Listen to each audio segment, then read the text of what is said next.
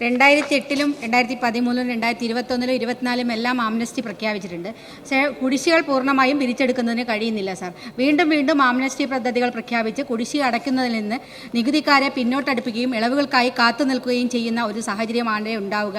Sir, ഇത്തരം ഇളവുകൾ പ്രഖ്യാപിക്കുന്നത് അംശാദായം അടച്ച് പണമുടക്കിയ തൊഴിലാളികൾക്കല്ല, കർഷകർക്കല്ല, വിദ്യാർത്ഥികൾക്കല്ല സാർ, മദ്യക്കച്ചവടം നടത്തി ലാഭം കൊയ്യുന്ന മുതലാളിമാർക്കാണ്. സാർ, ഇത്തരം സൗജന്യങ്ങൾ പ്രഖ്യാപിക്കുന്നത് നിർത്തി കർശനമായി റവന്യൂ റിക്കവറിയിലൂടെ ഈ കുടിശ്ശിക പിരിച്ചെടുക്കുന്നതിനാവശ്യമായ നടപടികൾ സർക്കാർ സ്വീകരിക്കുമോ മിനിസ്റ്റർ?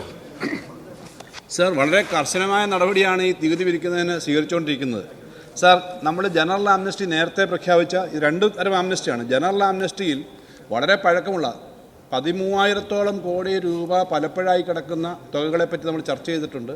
കഴിഞ്ഞ പ്രാവശ്യം കൊണ്ടുവന്ന ജനറൽ ആംനസ്റ്റിയിൽ അതിനകത്ത് 22,000-ഓളം വരുന്ന ഏറ്റവും താഴെ പണം അടയ്ക്കേണ്ടവരുടെ എക്സംപ്റ്റ് ചെയ്തിട്ട് ബാക്കി നടക്കുന്നുണ്ട്. സാർ, അതിൻ്റെ ഭാഗമായിട്ടുള്ള കണക്കുകളെല്ലാം വിശദമായിട്ടുണ്ട്. നമ്മൾ അതിൻ്റെ ഭാഗമായി പിരിച്ചെടുത്തത്. സാർ, ഇപ്പോഴും ഇക്കാര്യത്തിനകത്ത് കോവിഡിൻ്റെ ഒരു സാഹചര്യം വന്നപ്പോൾ ഉണ്ടായ പ്രത്യേക സാഹചര്യം കൂടി ഉപയോഗിച്ച് നമ്മൾ ആംനസ്റ്റി നമ്മൾ പ്രഖ്യാപിച്ചിരുന്നു. അതിൻ്റെ ഭാഗമായിട്ട് പണം പിരിച്ചെടുക്കാനായിട്ട് നമുക്ക് കഴിഞ്ഞിട്ടുണ്ട്. അതിൻ്റെ കണക്കുകളുണ്ട്. നമുക്ക് ഇതിനുമൊപ്പം സാർ കൃത്യമായി പണം പിടിച്ചെടുക്കാൻ വേണ്ടിയിട്ടുള്ള മറ്റ് പരിശോധനകൾ നടക്കുന്നുണ്ട്. ആ പരിശോധനകളുടെ ഭാഗമായിട്ട് ധാരാളം പണം അടയുന്നുണ്ട്. ഇൻവെസ്റ്റിഗേഷൻ്റെ കാര്യമായിട്ട് നടക്കുന്നുണ്ട്. അങ്ങനെ അടച്ചു കൊടുക്കുന്നതല്ല. പക്ഷേ സാമ്പത്തിക സംവിധാനത്തിനകത്ത് കേന്ദ്ര ഗവൺമെൻറ്റും സംസ്ഥാന ഗവൺമെൻറ്റുകളും പ്രഖ്യാപിക്കുന്ന ആംനസ്റ്റികളുടെ ഭാഗമായി ഇത്തരം ആംനസ്റ്റി പ്രഖ്യാപിക്കുന്നുള്ളൂ. കാരണം പണം കോടതിയിലും കേസിലും കെട്ട് റവന്യൂ റിക്കവറി ഉൾപ്പെടെ മിക്കവാറും എല്ലാ കേസും റവന്യൂ റിക്കവറി ഉൾപ്പെടെയുള്ള കാര്യങ്ങളാണ് സാർ. അപ്പോൾ റവന്യൂ റിക്കവറി അടക്കം കേസിൽ പെട്ട് ദീർഘകാലമായി പോകുന്നു, പണം അടയുന്നില്ല എന്നുള്ളത് ഒഴിവാക്കാൻ അവർക്കൊരു അവസരം കൊടുക്കുന്നു എന്നുള്ളത് തന്നെയാണ് ഇതിൻ്റെ കാര്യം. സെക്കൻഡ് ക്വസ്റ്റ്യൻ സാർ, ഈ ചോദ്യവുമായി ബന്ധപ്പെട്ടല്ല, ബഹുമാനപ്പെട്ട ധനകാര്യ വകുപ്പ് മന്ത്രി മറുപടി പറയേണ്ട ഒരു പ്രധാനപ്പെട്ട വിഷയമാണ് സാർ. സംസ്ഥാനത്തെ പല സ്കോളർഷിപ്പുകളും ലഭ്യമാകുന്നില്ല സാർ. അതിൽ പ്രധാനമായി BPL സ്കോളർഷിപ്പ്, വിധവകളുടെ മക്കൾക്കുള്ള പടവുകൾ സ്കോളർഷിപ്പ് ഉൾപ്പെടെ പ്രൊഫഷണൽ കോളേജ് കോഴ്സിനുൾപ്പെടെ ചേർന്ന് വലിയ ബുദ്ധിമുട്ട് അനുഭവിക്കുകയാണ്. മറ്റ് പലരിന്നും പണം വാങ്ങിയും ലോൺ എടുത്തും ഒക്കെ പഠിപ്പിക്കുന്നതാണ്. ഇപ്പോൾ ആത്മഹത്യയുടെ വക്കിൽ വരെ നിൽക്കുന്ന കുടുംബങ്ങളുണ്ട് സാർ. ഈ സ്കോളർഷിപ്പ് സാമൂഹ്യക്ഷേമ വകുപ്പിൽ ചോദിക്കുമ്പോൾ ധനകാര്യ വകുപ്പ് പണം അനുവദിക്കുന്നില്ല എന്നാണ് പറയുന്നത്.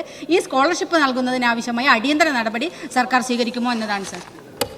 സർ, ഈ ചോദ്യവുമായി ബന്ധപ്പെട്ടതല്ലെങ്കിലും അതിന് മറുപടി പറയാം. കാരണം ഈ പറഞ്ഞ തെറ്റിദ്ധാരണ ബഹുമാനപ്പെട്ട മെമ്പർക്കുൾപ്പെടെ ഉള്ളത് ദൂരീകരിക്കുന്നതിന് സഹായകരമാകും. സാർ, ഇന്നത്തെ പത്രത്തിൽ വന്നിട്ടുണ്ട് 40 കോടി വെച്ചിട്ടുള്ള OEC സ്കോളർഷിപ്പിന് ബാക്കി കിട്ടാനുള്ളത്. അതിനകത്ത് 200 കോടി ഇന്നലെ അനുവദിച്ച വാർത്ത വന്നു.